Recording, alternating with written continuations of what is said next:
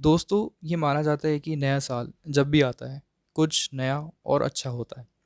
मगर जियोपॉलिटिक्स में ऐसा कम ही देखने को मिलता है। खासकर आज के समय में ग्लोबली सब कुछ ठीक नहीं है। दुनिया के कई हिस्सों में इस वक्त जंग के हालात हैं। कहीं तो जंग चल ही रही है।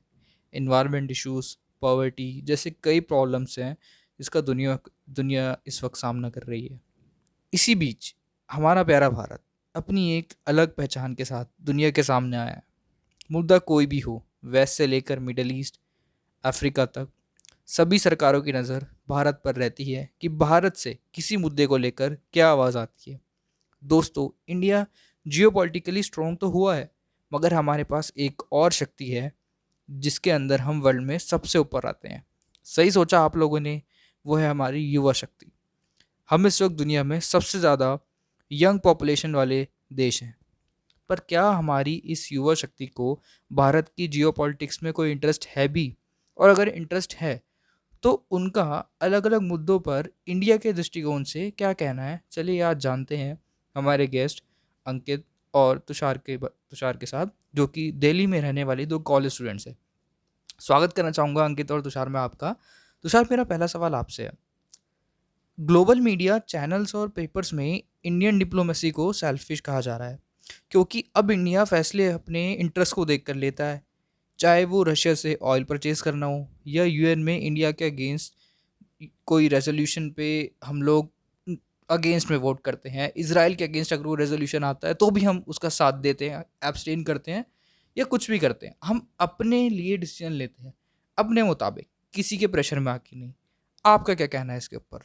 शायद कहीं न कहीं ये बात सच भी है। एट द एंड इंडिया को थोड़ी डिफरेंट अप्रोच अपनानी ही पड़ी, सिर्फ़ अपने देश के लोगों की भलाई के लिए। हमारा भारत इस वक्त दुनिया की 5th सबसे बड़ी इकोनॉमी है और रिसेंटली ही हमारी ग्रोथ 8.4% कैलकुलेट की गई है, जो कि वर्ल्ड में सबसे ज़्यादा है। इस स्पीड से हम जल्दी ही जापान और जर्मनी को पीछे करके 3rd सबसे बड़ी इकोनॉमी बनने के रास्ते पर हैं।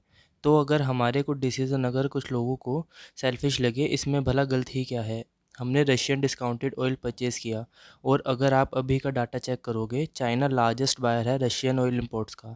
उन्हें तो कोई कुछ नहीं कह रहा, ना ही कहीं भी ये शो किया जा रहा है कि India US trade record 200 billion dollars के आसपास पहुंच चुका है। हमारे डिप्लोमेटिक डिसीजंस अगर हमारे इकोनॉमी और वेलफेयर इंटरेस्ट को पूरा कर रहे हैं, देन आई थिंक हमें ऐसे ही करते रहना चाहिए। बिल्कुल। मेरा अगला सवाल अंकित आपसे है। US is a super power. क्या बदला है इंडिया यूएस रिलेशंस के डायनामिक्स में? जब जब मोदी जी यूएस जाते हैं, उन्होंने वहाँ के डायस्पोरा के साथ हर बार मीट रखा है। हम देख रहे हैं कि इस बार की जो गवर्नमेंट है वो डायस्पोरा के साथ काफ़ी एंगेज कर रही है। सो इस लास्ट डेकेड में हमें क्या चेंज देखने को मिला है, अप्रोच में, स्टाइल में, या कुछ और? When you talk about India and US relationship, it's quite amazing that PM Modi ने 3 यूएस प्रेसिडेंट के साथ डील किया है। जब मोदी जी इलेक्ट हुए थे, तब वहाँ के प्रेसिडेंट थे बराक ओबामा, उसके बाद ट्रंप आए और फिर अब जो बाइडन। 3 डिफरेंट प्रेसिडेंट, उसके बाद 3 डिफरेंट टेम्परामेंट, फिर उनकी आइडियोलॉजीज़ इतनी डिफरेंट। बट बहुत कम ऐसा हुआ है कि किसी ने भी इस रिलेशनशिप को डिसरप्ट किया हो। सबने इसमें इन्वेस्ट किया है और उसे कांस्टेंट रखने की कोशिश की है। जो पीएम मोदी की स्ट्रैटेजीज़ हैं, उन्होंने बहुत अच्छे से इस्टेब्लिश किया है कि यूएस और इंडिया रिलेशनशिप स्ट्रॉन्ग रहे। और ऐसा भी हुआ है कि कभी-कभी डिफरेंसेस आए हैं तीनों में, जैसे कि ट्रंप ने इंडिया पे टैरिफ इम्पोज़ किया था, फिर उसके बाद जो बाइडेन ने भी इंडिया के इंटरनल इश्यूज़ पे कमेंट किया था कुछ, फिर उसके बाद जो इंडिया की इंटरनल इंटेलिजेंस है, उसका यूएस में वो करना, इन वे सब बोलना।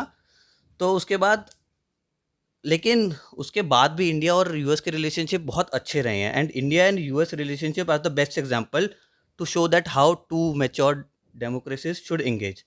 सो हमने एक ड्रामेटिक शिफ्ट देखा है अंडरस्टैंडिंग के मामले में, स्पेशली टॉप लीडरशिप। दोनों टीम जो है दोनों कंट्रीज़ की, वो बहुत अच्छा बॉन्ड शेयर करती है एक। सो इट इंश्योर दैट दोनों देशों के रिलेशनशिप और कॉरपोरेशन हम हर सेक्टर में अच्छी तरह से रहे और आगे ऐसे ही बढ़ते रहे बस।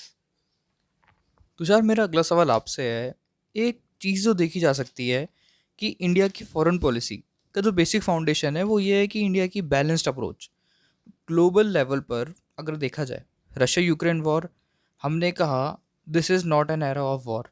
At the same time relationship भी मेंटेन किया रशिया के साथ, वेस्ट के साथ। आप क्या कहते हैं? आपको याद होगा जब यूक्रेन रशिया वॉर स्टार्ट हुई थी, ऐसा लग रहा था कि ये बहुत ही डिफ़िकल्ट बन जाएगा बैलेंस करना। बहुत लोगों ने सोचा नहीं था कि अब तो इंडिया फंस जाएगा, स्ट्रेस में आ जाएगा, अब उन्हें साइड लेनी ही होगी। I think even in the given situation India navigates a path effectively. And if you look now, हमने ऐसी सिचुएशन देखी जहां India ties with West and Russia continued to move ahead. There is a sense of balance despite Russia और West पूरी तरह से एक दूसरे के खिलाफ हैं। India is emerging as important actor at the global stage, और ज़्यादातर कंट्रीज़ हमारे साथ हैं, एक अच्छा रिलेशन चाहते हैं।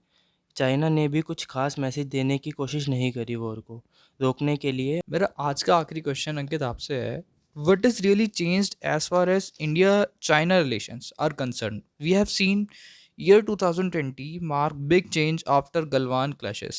Recently, Ajay Shankar said that India's policy toward China driven by three essential things: mutual respect, sensitivity, and interest.